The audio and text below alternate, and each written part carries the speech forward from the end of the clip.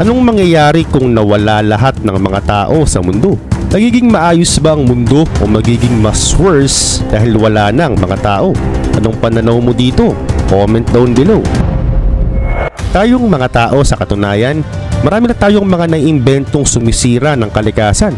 Nandyan ang paggawa ng nuclear power plant, mga basura, mga chemical na tinatapon sa dagat at sa ilog, mga kalat sa iba't ibang lugar sa kalsada, samahan pa ng mga pabayang burarang mga taong makikita natin sa mundong ito.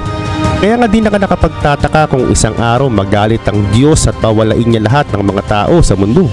Pero di naman yan mangyayari sa ngayon dahil merong proseso ang Biblia. Ngayon ipagpalagay na nga natin na pinawala niya lahat ng mga tao sa mundo. Ano kaya ang mangyayari? Kaya naman simulan na natin ang eksperimento. Isipin mo abalang-abala sa mga oras na ito ang buong mundo. Kumukontrol sila ng iba't ibang mga system, sasakyan, makina at mga aircraft. At kung bigla silang mawala, ay hihinto din ang mga makina at mga systems na ino-operate nila. Babagsak ang mga eroplano na nasa ere at ang mga kotse naman ay dedere-derecho at babangga kung saan-saan. Ang mga makina namang gumagawa ng mga malalaking bagay ay walang tigil na gagana ng gagana hanggang mawala na ang pinaka-power. Sa unang 12 hours ng pagkawala ng mga tao sa mundo ay ito'y magre-resulta ng malawakang pagkawasak. Meron pa namang ilaw o liwanag sa loob ng ilang buwan, pero darating ang panahon, mawawala na lahat yan at babalutin ng mundo ng kadiliman. Ang tanging huling power plant na lang na mananatili ay ang hydroelectric plants kagaya ng Hoover Dam. Kaya nitong mag-supply ng ilang buwan o miski ilang taon ng kuryente nang walang taong kumukontrol sa kanya. Ganun pa man, merong mga lugar sa mundo na gumagamit ng pump para manatili lang sa ilalim ng tubig at may iwasan nito ang pagbaha sa mga syudad, sa mga nayon at miski sa mga subway tunnels. At kapag nawala ang power, aapaw ang tubig at babahain nito ang malaking parte ng syudad.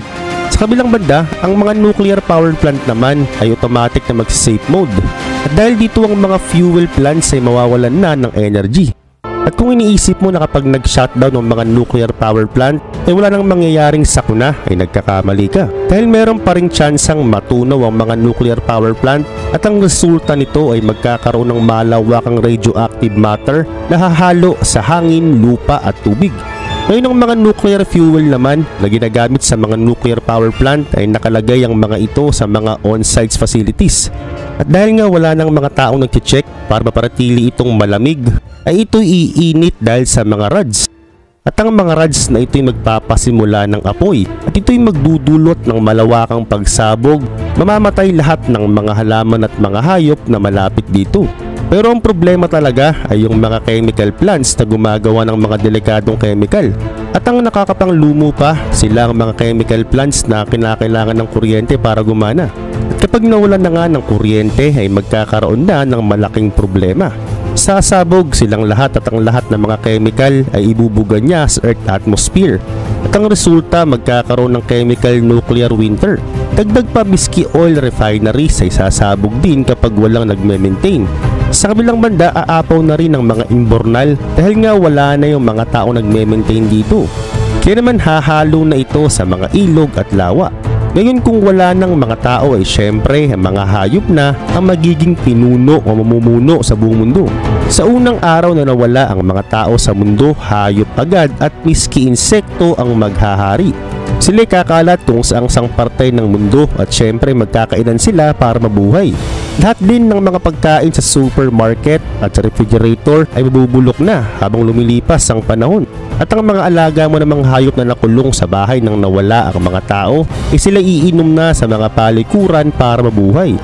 Pero marami ring mamamatay sa gutom, kagaya ng mga hayop, especially mga ibon na nakakulong. Pero halos karamihan naman sa mga aso na nakawala ay gagala para makakain at mabuhay. Pero hindi sila tatagal na buhay dahil hindi lang sila ang gagala sa daan sa mga oras na ito. Tutungo na rin sa mga syudad ng mga wild animals para maghan kagaya ng ginagawa nila. Matapos ang ilang taon, mas dadami ang populasyon ng mga hayop. Magiging mabangis na rin ng mga domestic dog at cats para makasabay sa ibang mga wild animals.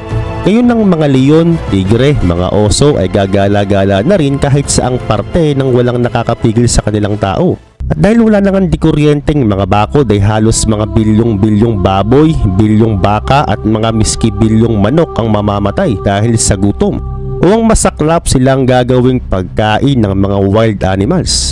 Ganun pa man, matapos pa ang ilang buwan, ang mga basura sa mundo na hindi nakokolekta ay tutungo lahat yan sa tubig.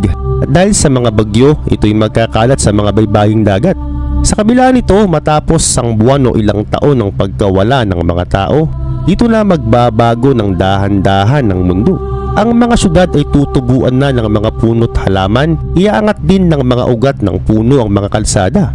Papalibutan at gagapangan na nga rin ng mga halaman ng mga bato at bakal na bahay at gusali. At dahil dito, sisirain na ng halaman ang pundasyon. Pamamahayan na rin ng mga hayop ang mga bakanteng gusali. At dahil sa kidlat, magkakaroon ng mga wildfires at aabot ito sa mga bahayan at sa mga syudad. At dahil sa mga sunog na bato, ay muli itong makapagbibigay ng nitrogen sa mga halaman para tumubo ulit. At babagsak na rin ang mga satellite na nasa space.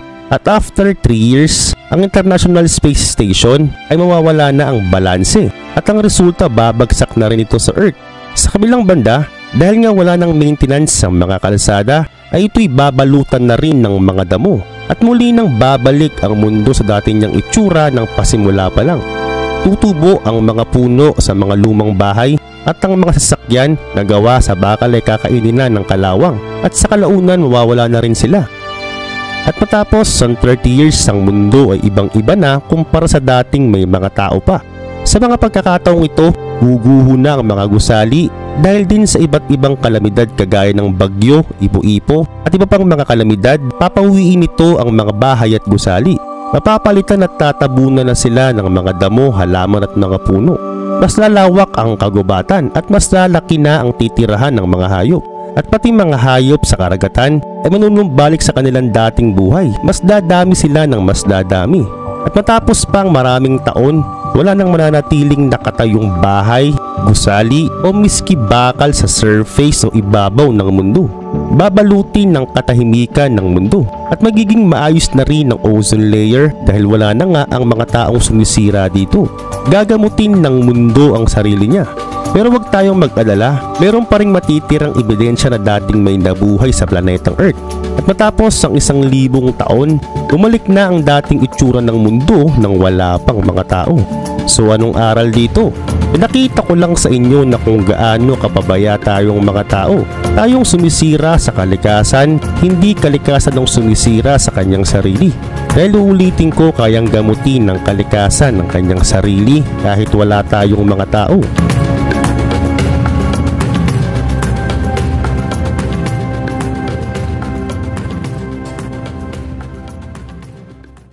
Ganito ang mangyayari kapag 5 segundong nawala ang oxygen ng Earth.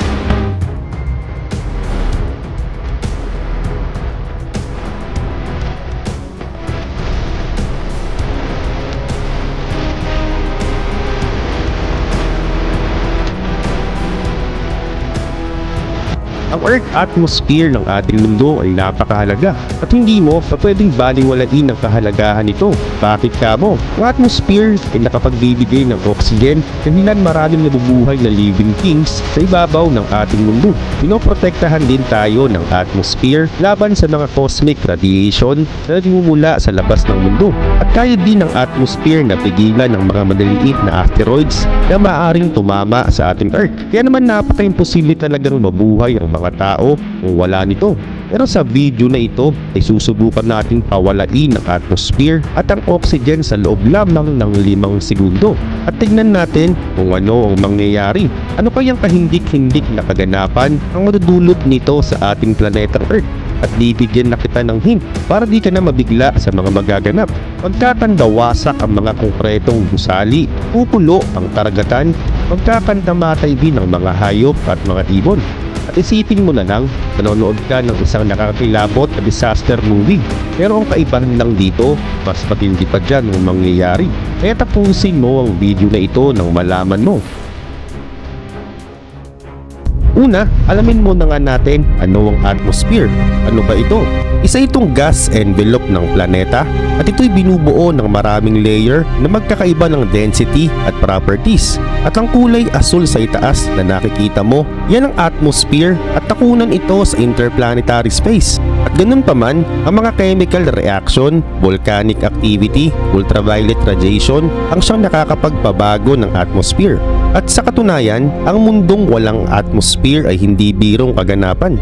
Kapag wala ito, ito'y magre-resulta ng malakas na impact ng meteorite. Wala na kasing pipigil sa kanya, kaya naman mas matinding puwersa at bilis ang ipapamalas nito. At para mas lubos mong maunawaan kung gaano ito kahalaga, ay tignan mo na lang ang planetang Mars. Nawala ang halos buong atmosphere nito 4 billion years ago. Kaya naman manipis na lang talaga ang atmosphere ng Mars. Kaya naman dahil dito, hindi na komportableng manirahan pa rito ang mga tao. At sa kabilang banda, ang ating atmosphere sa Earth ay bahagyang nasisira na rin.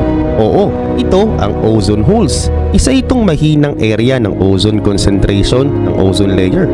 At dahil sira na ito, ay apektado na nga nito ang atmosphere at ang resulta ay mas tataas ang ultraviolet solar radiation na mula sa araw kung saan ito ang pinagmumula ng development ng cancer. At ngayon dumako na tayo sa pinakapaksa. Ihinto na natin ang pag-iral ng atmosphere ng 5 segundo. Ang unang mangyayari kapag nawala ito ay magiging tahimik ang kapaligiran. Bakit kamo? Dahil lang sounds ay binubuo ng sound waves. At kapag wala ng atmosphere ay hindi na lalaganap ang mga waves at hindi na ito makakagalaw. At ito rin ang dahilan kung bakit kapag nasa space ka ay wala kang nadirinig. At karagdagan pa sa ganitong kondisyon ay mararamdaman mo ang pag-uga ng earth crust. At hindi pa yan. Kung hilig mong tignan ang magagandang kalangitan sa umaga at sa hapon ay hindi mo na yan makikita pa kapag wala ng atmosphere. Wala nang kahit ano pa mang kulay ang makikita mo kundi kulay itim na kalangitan. Bakit kamo? Dahil ang atmosphere ay responsable sa kulay ng kalangitan at siya rin ang dahilan kung bakit kumakalat ang sinag ng araw sa kalupaan. Kaya naman kapag wala nito, hindi na magiging kulay blue ang kalangitan. At ito ang patunay. Ito ang litratong kuha sa ibabaw ng buwan.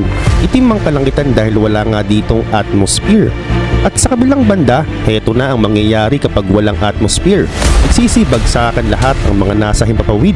Oo, ang mga eroplano, insektong lumilipad at pati mga ibon ay kasamang babagsak sa lupa. At kung sa 5 segundong nawala ito ay eksaktong binagsakan naman tayo ng asteroids, ay ito'y magdudulot ng pandaigdigang pagkawasak. Dagdag pa nga rito, ang lahat ng combustion engine ay di na rin gagana kapag walang atmosphere. At ang karagatan, ilog at lawa ay sandaling mananahimik.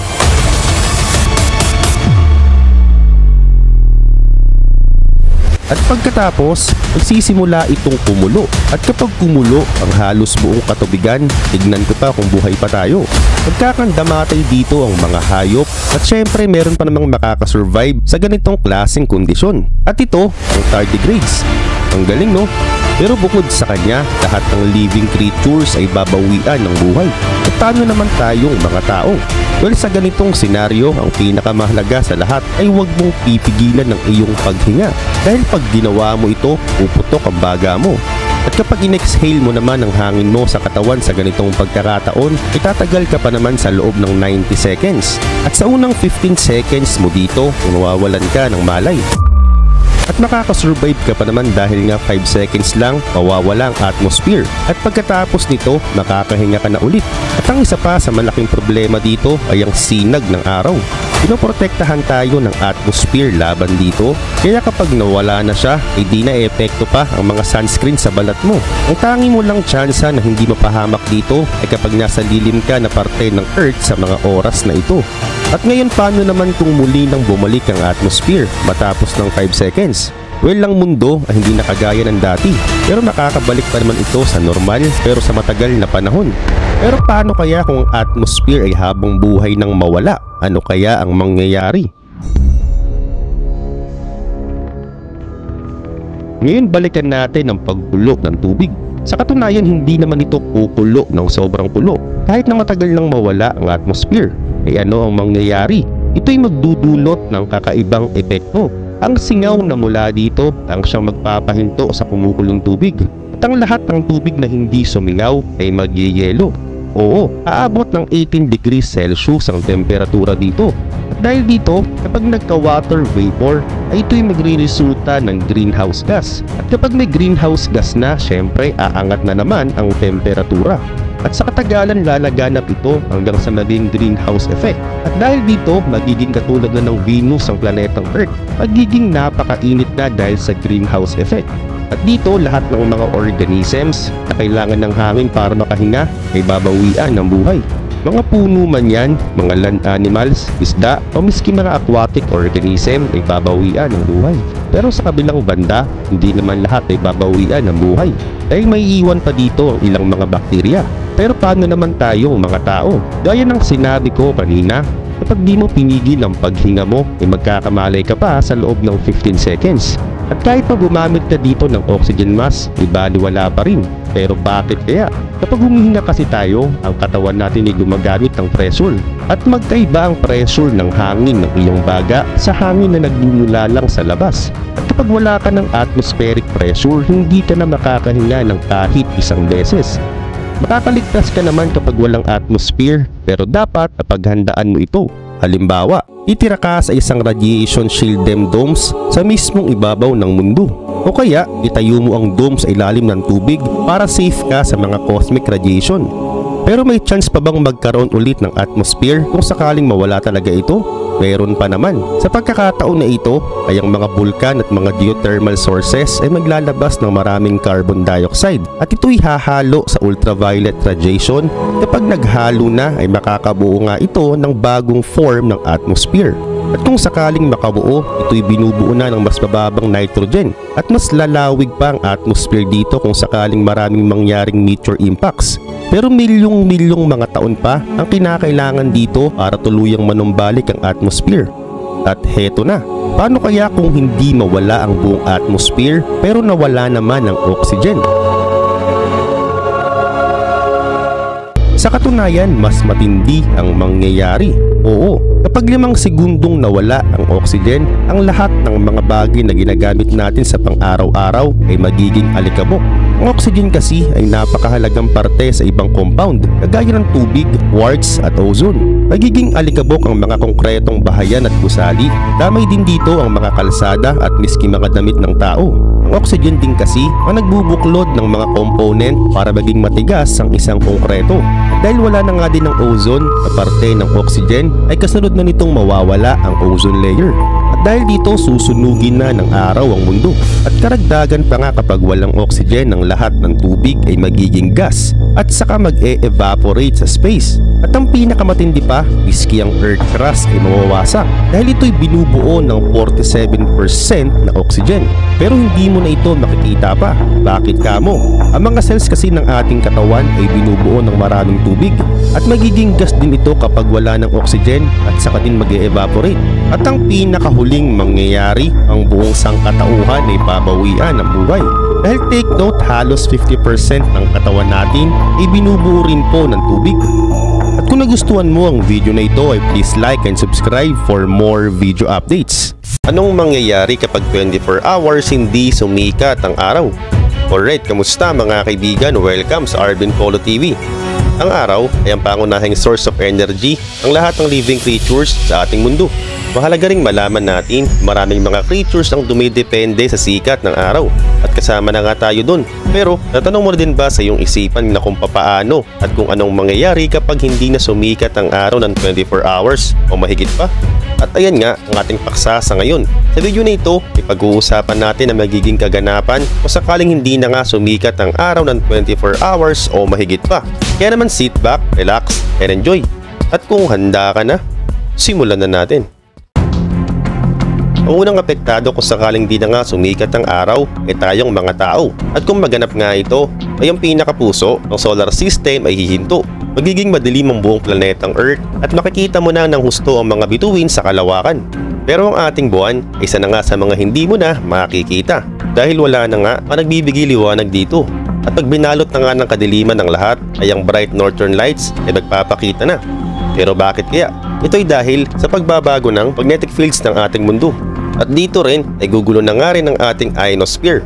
At ang pinaka-nakakatakot na pa pwedeng mangyari ay ang tuluyang pagtigil ng proseso ng photosynthesis.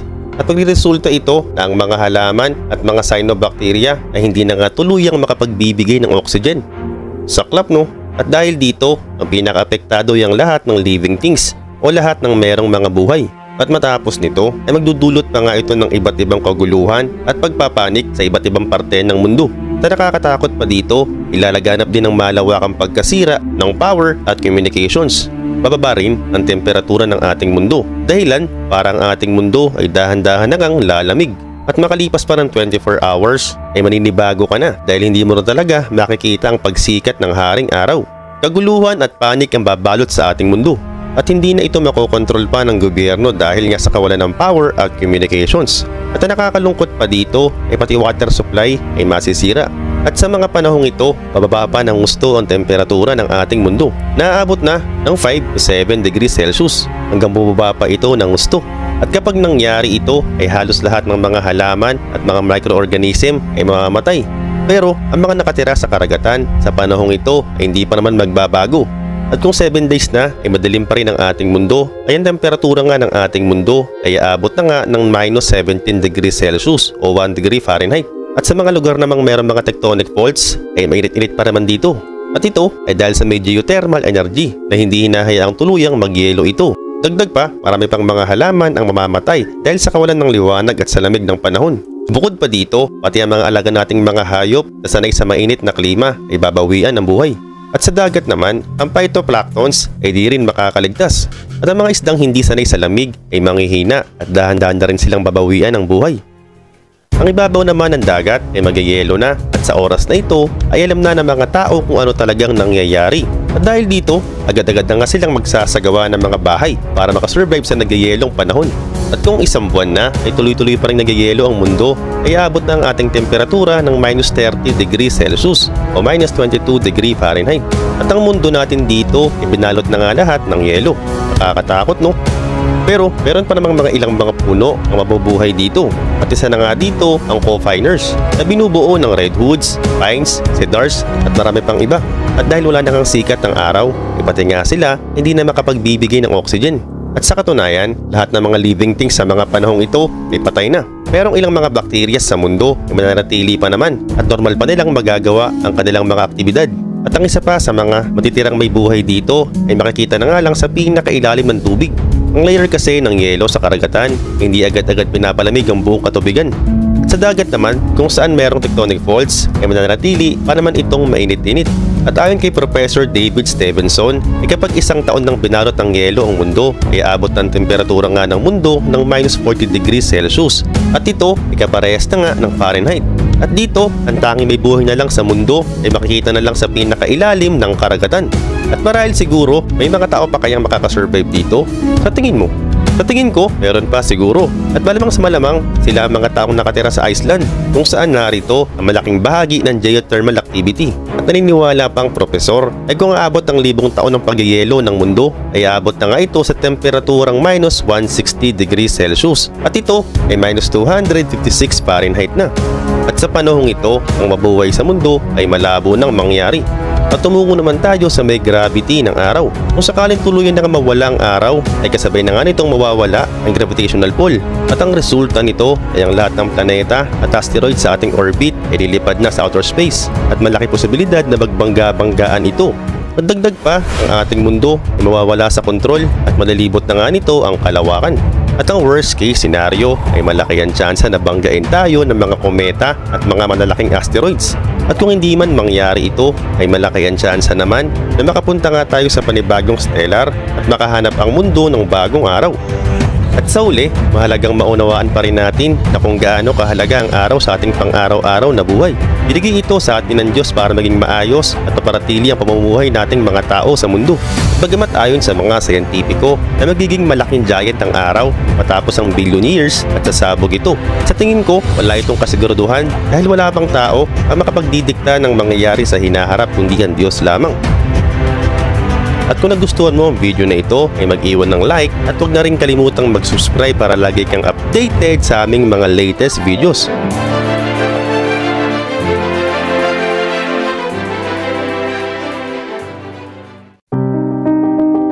Alright, once again, this is Arvin Polo TV. Hindi lang ito basta ikinuwento. Ito rin ay nakakapagbabago ng pananaw mo sa buhay. Thank you and see you on my next video.